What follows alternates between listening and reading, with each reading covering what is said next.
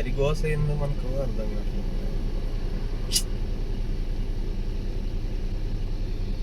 కొన్ని స్వప్నాలు అంతే ఉంటాయి,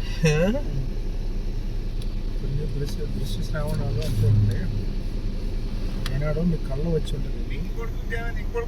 వచ్చిన వాళ్ళు మరి ఎవడో ఒకటి అనొచ్చా, మరి ఆయన అన్న దాంట్లో ఏదో రాసి తిప్పవద్దు కానీ ఎట్లా మనం వెళ్ళిపోతున్నాం కదా డబ్బులు తీసుకొని, ఏంది మాట్లాడడానికి ఏంది మన దేవుడు అని అనొచ్చుగా ఎవడో ఒకడు.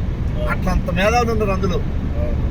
నాకు అది పట్టిందన్నా, నేను అందుకని అన్న రాయడానికి ఏమైందంటే ఏంటంటే వాళ్ళు లేచి సీరియస్గా ఎగిరితే దెంగిండు, పోతూ పోతూ ఈ పదం జారిండు. అదే మన ఇంటికాడ నుంచి ఎగిరినప్పుడు పోయిండ్రా, పద్ధతికి పోయేవాడు మరి ముడుచుకొని పోవచ్చుగా.